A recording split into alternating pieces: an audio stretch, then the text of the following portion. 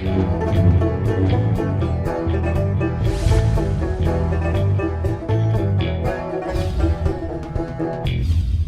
I'm the DeadwoodJedi. This is another Raid Shadow Legends video. We're on the free-to-play, the Road to Ultra Nightmare. The coffee is in hand. I am ready to go. Day 28, we got some Relentless gear. It's trash. 4-star. Again, why the 4-star? Why the 3-star? At this point, it's a waste. I don't know why it is, but it is. But hey, that's what it is. So, that was some good talking on my part there. Anyway, I thought what we would do today is, one thing. Gotta apologize. I had 2 shards yesterday. I didn't even realize it. We'll go ahead and YOLO those bad boys. I am kind of more getting into the flow of, wanting to hold on to shards at this point.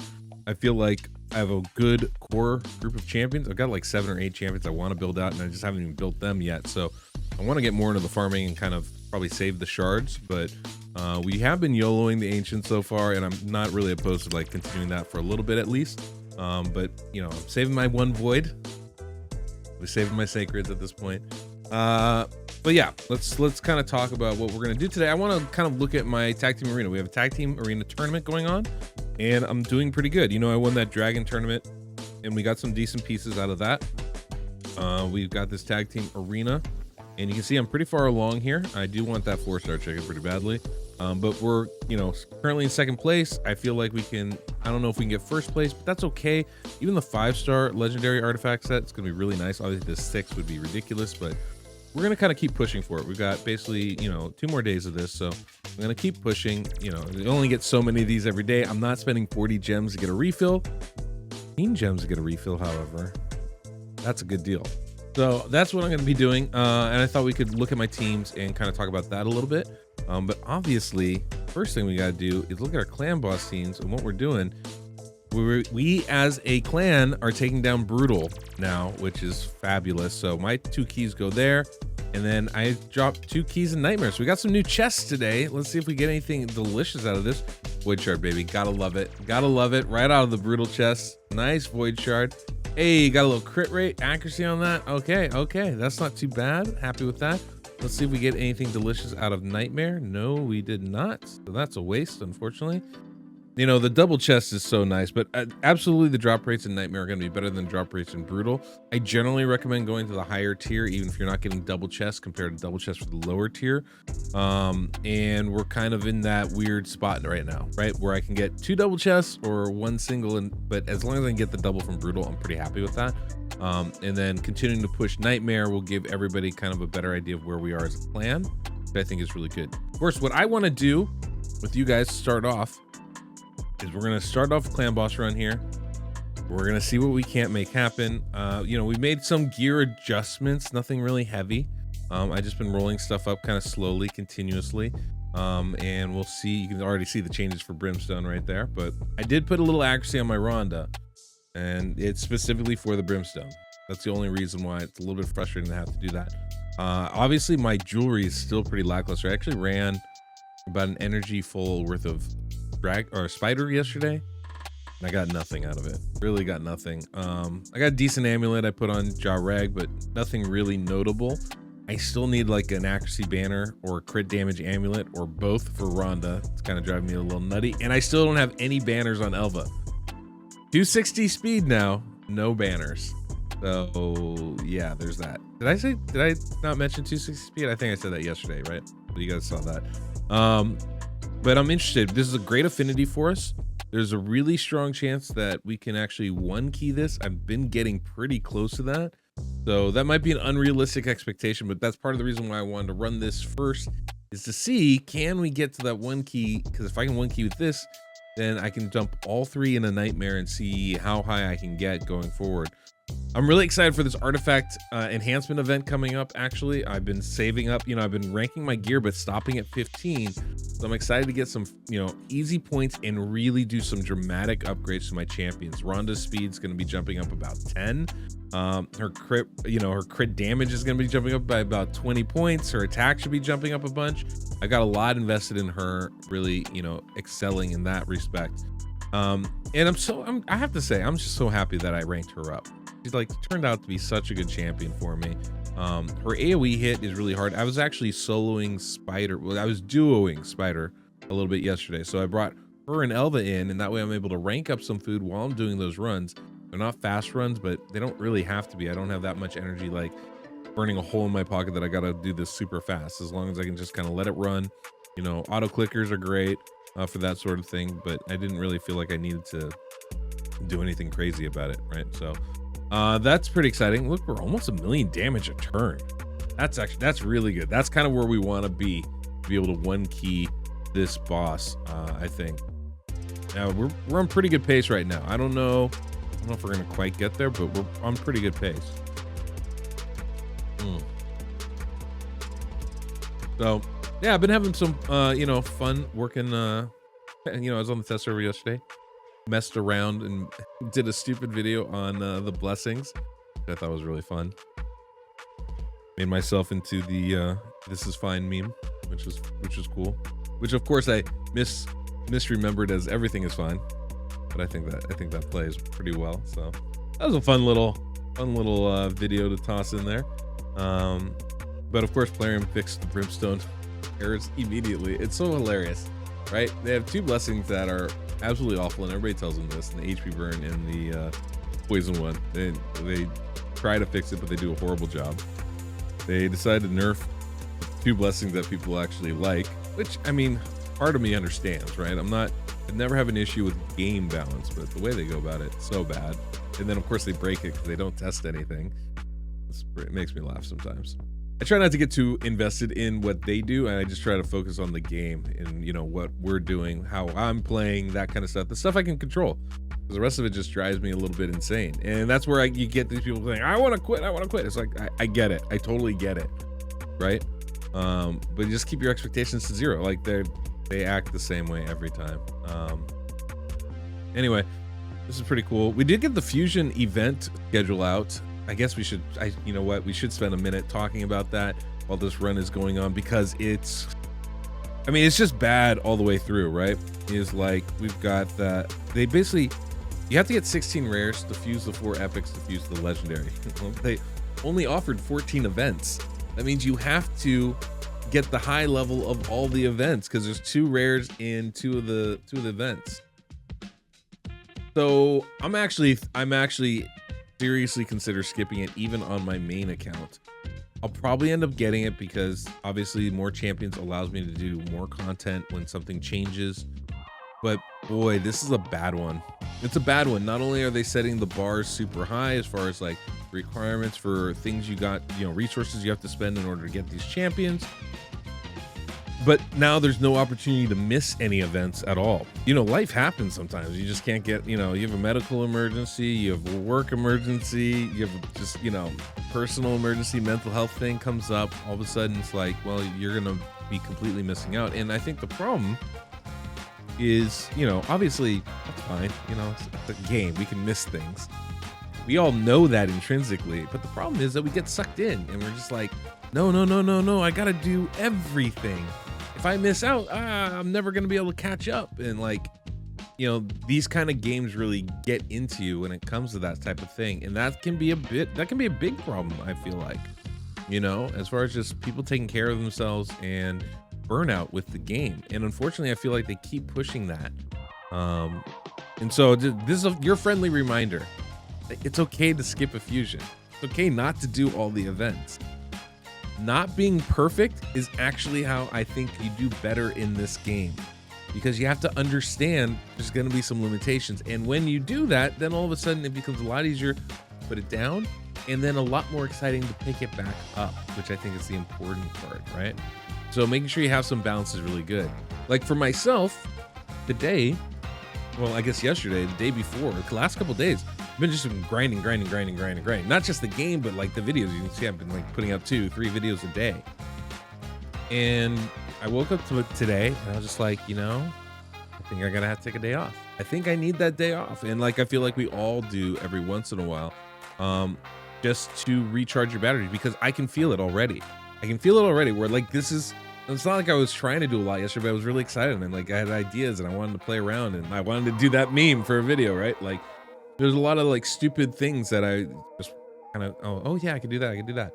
And at some point you just got to be able to say, hey, you know what? We're going to take a step back for a minute and relax and put it to the side, because when I pick it back up again, I'm gonna be really, really excited to do so. And that's where we want to be, because it's a game. We want to play the game. We want to have fun playing the game. And so maintaining that, I think, is going to be really, really important for everybody out there. And of course, these fusions and stuff don't make it easy for us to do that, but that is something that we're going to want to do as much as we can. So I don't know, that's kind of my thinking about it. Like this fusion, I tested her a couple different ways, and I'll give you a spoiler before I put out a video on her, but she's good. I don't think she's great. Her kit works a little funky for early level things like Hydra, where, you know, you might think she's going to shine. That's where I thought she was going to shine, and she is very good, but you know, there's still always that 3% chance to resist. So resistance teams are always they're always going to be a little bit wonky anyway. And so I think her value is really lessened, is kind of the point, you know. Having high resistance is great, and that buff is really, really nice that she brings, especially with the extension attached to it. That's kind of it. It's just kind of a little bit of a nothing burger kind of champion, unfortunately. But look at this team.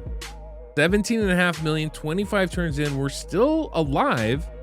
God, Elva and Jareg, insane combinations. Obviously, the leech from Deacon is really nice too, as far as healing goes. But like, really, just keeping everybody alive is kind of phenomenal here.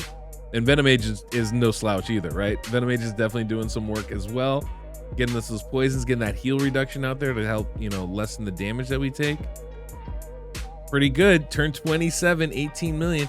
So I think we're trying to get to, I think, 20.5 million, 20.6 something. So I don't know if we're going to get there, but we're awful close. Oh my goodness. If I can get that toxic set going, man, I feel like we're going to be in real good shape. This is kind of where I have issues with my team, and I need to kind of figure out exactly what I want to do. See, like, we're surviving 28, 27 turns, something like that. I can do this one of two different ways. I can go as fast as possible and get as many turns as I want up into that point. And that's what we're doing right now. And you can see results are pretty good, right? Over almost 19 million damage, almost a 1 key on brutal. Or the other option is I can slow it down and allow Jareg's ally protection to really do the work for us, really, right? Keep us alive for both AoEs, and maybe if I do that, we can survive even longer. But you know, how much longer? How many turns are we giving up in the meantime? These are the questions that I need to kind of ask myself and figure out before we hit Ultra Nightmare, because once we hit Ultra Nightmare, I'm not going to have these options. 19.7 million. Now, this is obviously my best affinity, so any other affinity, I'm not going to get this close, but that's a pretty good result, I'd say. That's a pretty good result, I'd say. So not too shabby, not too shabby at all. But yeah, that question of, do I keep ally protection on everybody for the fight, or do I just kind of run it willy-nilly and sometimes we're protected, sometimes we're not? That's really the question. I think I have a 2-1 ratio team I could do, but I'm going to have to replace Deacon. And in that case, I won't have Leech, so I'm definitely gonna need another healer. So I'm really keeping an eye out for Godseeker Neri. It's really my goal in this 2X that's coming up this weekend.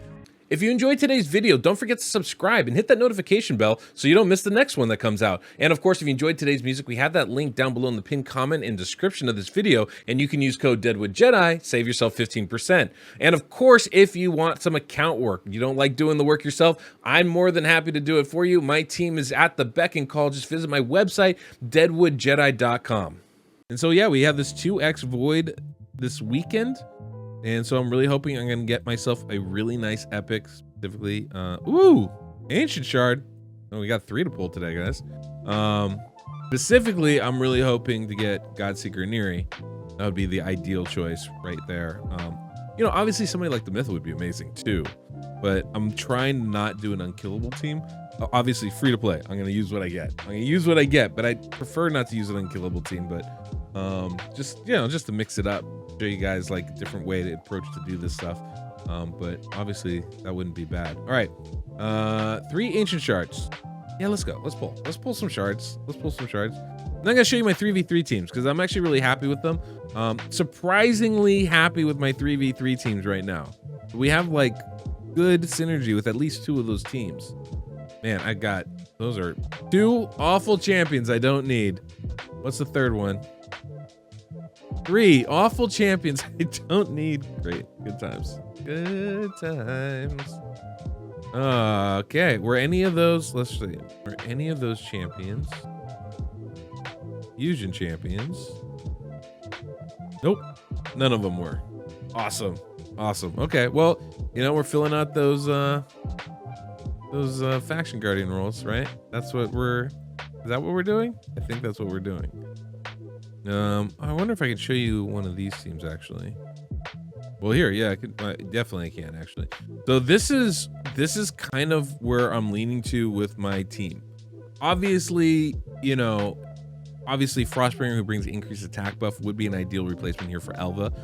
But our team's not always strong enough to win, and Elva's real nice for keeping you alive. So, and she's also like 260, way faster than everybody else on my team. So helps ensure that I go first. But this is a pretty sweet team. Now, Genbo is only level, whatever, 20, 50, 30, something like that. She's real low level, or he's real low level, level 40, right? So that is somebody I do want to take up because he is going to be extremely good for me. But look, Elva does an increased speed buff. Let's check it one time. Deacon here, turn meter boost, gets me the decreased defense on the AoE. Rhonda comes in, slap, boom. And then Genbo should be doing the same thing. No, he didn't even use his... What an idiot. Why didn't he use his buff? I'm going to have to prioritize his skills. That's annoying. He should have buffed himself and then done it. Yeah, that's a little frustrating actually. Let's kill you. Boom. And then we can kill you. Boom. Elva does hit hard, by the way. Just, you know, FYI for those of you that don't recognize this. Yeah, this is a skill he should be using. Increased crit rate, increased crit damage, extra turn. That should always be his first skill. It's weird that it's not. But yeah, eventually he's going to be good. Eventually. Right now, he just has the best speed aura on my team. So I have him with my speed aura. It's cool. I can definitely bring in Frostbringer to do, you know, give me increased attack. And that's probably actually more effective at this point. But kind of nice to add in his stuff. But that was a pretty solid win. Okay. I can take it. All right, let's, I could probably take them on too. That one might be a little tougher. The grind and gold is freaking slow. Freaking very, very slow. So I have some more stuff, and I want to show you these teams because, you know, early on building an arena team, it can be real tough. Not an easy thing to do, but you know, you just kind of follow the same principles you would normally, right? Go first, go fast, and then hit really hard. So like increase speed, turn meter boost, you know, anything along those lines is a great place to start. And then you want to buff your damage dealers or debuff the enemy. Or if you can do both, that's great, right? So on this first team, we have Genbo there for the aura, Beacon, turn meter boost, decreased defense. And then we've got Frostbringer in there, give us increased attack so we hit harder. And then Rhonda goes, and then Genbo goes. Simple, right? For my other team, I've got Elva here, right? Speed boost right off the bat. And then we've got decreased defense with Ugo. And then we have Daichi, who gives us, you know, decreased defense as an AoE, and he's good damage dealer too. And then we've got Elhain coming in for the nuke. Now, obviously, that's going to be the weaker of the two teams, but this tends to work because most people have one strong team and then two weaker teams. Like, they build them in order, which makes sense to me. And then my last team here is, like, obviously it's not a great team, right? I mean, it's, first off, all lizardmen. I just want to point that out. Sometimes it's a secret room, and so I went with it. I was like, okay, all lizardmen it is. But what we do is we have Venomage in here, who's actually pretty decent for me damage-wise. Puts out the poisons, puts out the heal reduction, and then Jarek helps keep everybody alive. And Jizzo's not a bad addition as well. And Metal Shaper is just kind of a meme, pretty much, to keep it all lizardmen. But when we face some weaker teams, this can be a really effective combo. Now, this one, we probably will lose the fight. In fact, so much so, I think I'm going to move them up here. I don't think we're going to win, but we definitely would have a better chance against this team. And then I can have Elva, this stronger team, down here. And so that's kind of how I prioritize. I look at the enemy and say, who's got a 60? Who's the damage team? And there's obviously this one, right? Rhonda at 60. They've got a blessing and whatever on Kale. Like, this is obviously their strong main team. These two look to be kind of thrown together. This one's stronger with 350s and some decent epics and a legendary. This one's going to be the weaker one, and I just kind of line my team up like that. Are we going to win all three fights? I don't know. I think we have a chance, but we'll see here. But I just kind of let it run on auto. I have it preset enough to make most of it work. And Rhonda's strong enough so I don't have to worry about it. Yeah, but this one's preset. He used his buff appropriately that time. And it's okay that he died, right? I can get through it because my Rhonda's going to be strong enough to survive and then come back in and finish off any stragglers on the team. Now, with the Lizardman one, this one's always a weird one, right? There's the debuffs that go out there. We prevent them from healing. We get those poisons out, so we do some damage. Jizzo's pretty solid, right? Getting that provoke is a real good way to lock down an enemy as well. And then both Venomage and Jareg actually do decent damage along the way. So it's not too bad of a team. I probably should be focusing Kaiden though. I don't really want to focus those guys. Let's do that. This guy can revive. And so we want to definitely take out that like that. We want to take out the reviver if we can. And this is going to be a little bit of a longer fight, a harder fight. But one of the great advantages to having Jareg and Venomage is the enemy can't heal, but we can. And so that provides a lot more options as far as our approach goes, right? And so you can see it's not a sexy win, but we burn them down well enough. And this is just like, it's all about having those approaches. With Jareg, I know that I can protect my team, that my team can heal as long as we can survive the first hit coming. This is why I choose the weakest team, of course. They're gonna be wiped out by a Rhonda squad, right? But this is, you know, kind of the approach that I like to take when it comes to this stuff. Now, this team isn't perfectly speed tuned, obviously, because again, we did some dumb things. Like Dahi has an extra turn ability he didn't use for some odd reason. But look at that. Ugo gives us some healing, which is great. I'm able to come back in here with Elva, I'm sorry, and do some real good damage. You can get the AoE here from Elhain, which is great. See, this is weird why these champions don't do these things on auto, right? The AI in this game is just so bad. I wish I could say it was something else, but that's pretty good, right? You know, he puts up the bus, takes his turn, really nice. And basically I can just let it run on auto at this point. I'm not worried about Juliana. You know, one of the great parts about having Elva on this team is we have that revive. We have some consistent healing, so we really just need to survive the first attack. And like I said, she does decent damage, so you know, it's not like she can't help finish off a fight if everybody else dies, but for some reason anyhow. So this is kind of the team I run. I actually like it a lot. I've been winning a lot of fights, pushing higher and higher teams than what I expected, right? Like this team's all legendaries and a lot of 60s, and I'm probably not gonna, that's definitely not a team I want to mess with, as I'll probably lose most of my fights. This is one where I might be able to win this one. I probably maybe win this one, but this middle one with all 60s is going to be a little bit hard for me. I only have 3 60s on my account, for crying out loud. So I got to really kind of pick and choose what fights. These are all level 50 and 60. Again, that's going to be too hard for me to really deal with. But if I see an account like this one where you got 2 weak teams, I'm very confident in my my Rhonda team to be able to win any fight that they're going against, right? And I know my Elhain team can do wonders against almost anybody they're going against. And so that combination, I feel like, usually gives me a really strong chance to win most fights. Now, I think this is going to be the harder one with Elhain here. I'm not worried about them. We might lose, but we should have a decent shot at this. Absolutely. And so we'll go in, we'll see what we can't do, but this has kind of been what I've been doing with the fights. I do all 10 of my fights, I do my refill, and then I do spend 15 gems to get a second refill. I think that is worth it.